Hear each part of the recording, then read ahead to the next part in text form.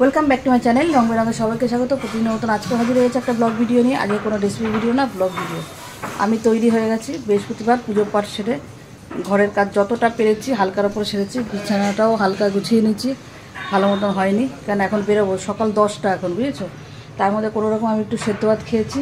মা তৈরি, মাকে নিয়ে যাবো ডাক্তারের কাছে, ডাক্তার দেখাতে। গতকাল হলে ভালো হতো, কিন্তু গতকাল পাইনি ডাক্তারের অ্যাপয়েন্টমেন্ট। আজকে যেহেতু পেয়েছি, আজকে যেভাবেই হোক কষ্ট করেই হোক আজকেই যেতে হবে। তা মা ওখানে তৈরি, আমিও তৈরি হয়ে নিচ্ছি। শুধু মাথাটা একটু আছড়াবো, আছড়ে চলে আসো, মাথাটা আছড়াবো, আছড়ে রওনা দেবো। মেয়েও পাখি একটু আসলাম, আর এখানে মাও তৈরি। চলো মা, ও বাবা রিক্সা আনতে আছে, চলো। না না, জানলা খোল, জানলা খোল। ও মা অন্যটা বসেছে, অন্যটা দাও। আমি রিক্সা আনতে গেলাম আর দরজা খুলে যাও, দরজা। বাবন হচ্ছে আমাকে দিয়ে ভালো তো, কিন্তু এটা বড় দিয়ে ফোন কিনবো, একটা ফোন কিনবো। আমার এগুলো ঠাকুর ঠাকুর সব মিটে যাক।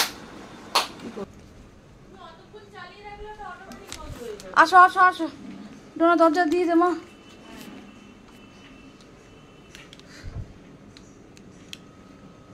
জয় মা সন্তোষী। আসো। না না, কিছু লাগবে না। এই তো এখান থেকে নিচে আসো, লাঠিয়ে নিয়ে আসো। এই তো দিব্যি কিন্তু হাইটেই দিতেছে, তুমি সুস্থ হয়ে গেছো। হ্যাঁ না একদম, আরে আগের বারে বসে বসে যা অবস্থা ছিল। না বা হোক, এসে দেখলাম মানে আরো খারাপ ছিল, এখন তো তাও ফ্রেশ লাগছে চোখ মুখ।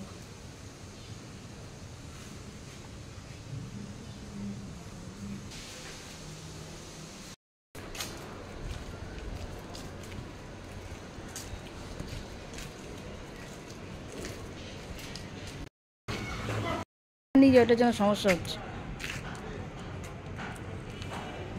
ধরো মাকে তো ধরতে হবে। ওই তো মা দাঁড়াও, এর করে করে পায়ের জোরটাও বাড়বে। সবসময় ধরলে হবে না। ব্যায়াম করবে না, ব্যায়াম করতে বলছে, ব্যায়াম করছে না। যাও এটা ধরো, আমাকে একটা ফোন করো।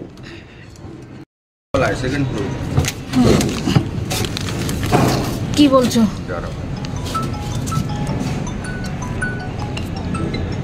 শুভঙ্কর কর্মকার যে যাকে বুকিং করেছে ফোনে যাকে বুকিং করেছে শুভঙ্কর কর্মকার, আর ডাক্তারবাবু এস গাঙ্গুলি।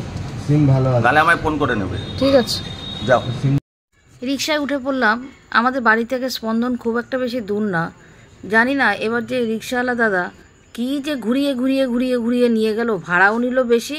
আর ঝাঁকুনি, যে কত ঝাঁকুনি, এবড়ো খেবড়ো সেই ভাঙা রাস্তার ওপর থেকে সে নিয়ে গেল। কিন্তু সোজা রাস্তা দিয়ে গেলে, ভিআইপি ধরে গেলে কিন্তু একটুখানি। সে যাই হোক, আগেরবারে যখন ডাক্তার দেখিয়েছিলাম তখন ডাক্তার অনেকগুলো টেস্ট করতে দিয়েছিলেন। তা তখন তো দেখিয়েছিলাম স্পন্দনেই দেখিয়েছিলাম। আর স্পন্দনের প্যাথোলজি আছে, সেই প্যাথোলজি থেকে সব টেস্টগুলো করানো হয়েছিল। তাই এইবার রিপোর্টটা আসতে দুটো ব্লাড রিপোর্ট আসতে অনেকটা দেরি হয়েছিল।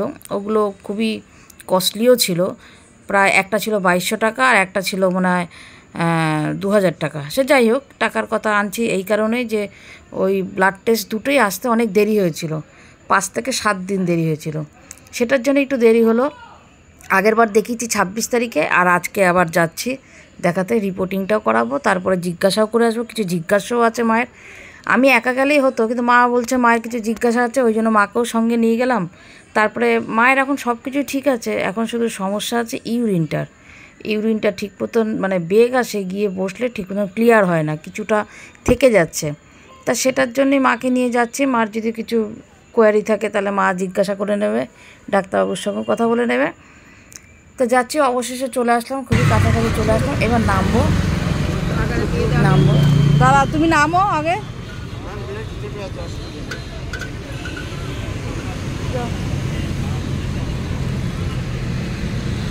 এটা ধরো,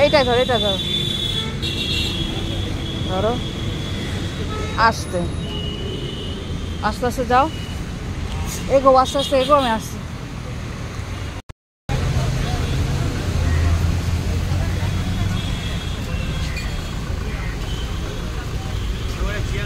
হ্যাঁ চেয়ার আনলে তো ভালো, আগের বার তো চেয়ারই আনলো।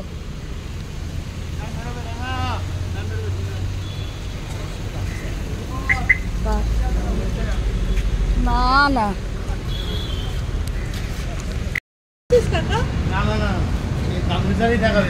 হ্যাঁ হ্যাঁ গাঙ্গুলি হ্যাঁ হ্যাঁ হ্যাঁ রিসেপশনে যাবো চলো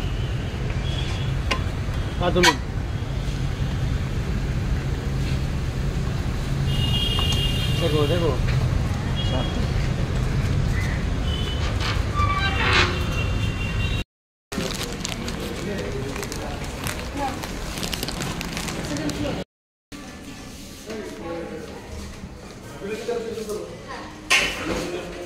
এবার রিসেপশনে প্রেসক্রিপশনটা জমা দিয়ে বলেছি যে এস গাঙ্গুলিকে দেখাবো, উনি বললেন হ্যাঁ একটু পরেই ডাকবে।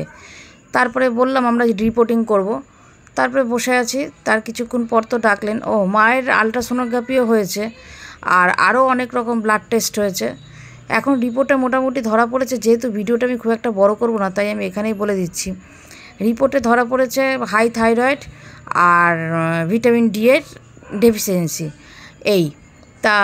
এই ধরা পড়েছে, আর কিচ্ছু ধরা পড়েনি, সব কিছু ওকে, সব কিছু আলট্রাসোনোগ্রাফি থেকে শুরু করে সব কিছু ওকে, সুগার নর্মাল, সব নর্মাল। আর ইউরিনের যেটা সমস্যা সেটার জন্য ডক্টরবাবু ওষুধ দিয়েছেন, আর কোলনের একটা ওষুধ চলছিল সেটা একটু চেঞ্জ করে দিয়েছেন, বলেছে যেটা আছে সেটা খাবে, সেটা খাওয়া শেষ হয়ে গেলে এটা খাবে, এই হচ্ছে। আর ডায়েট চার্ট বলেছে দুধ, আটা আর শাক পুরোপুরি বন্ধ, পুরোপুরি বন্ধ। ওটাই মায়ের জিজ্ঞাসা ছিল, কিন্তু ডাক্তারবাবু বারণ করে দিয়েছে খেতে।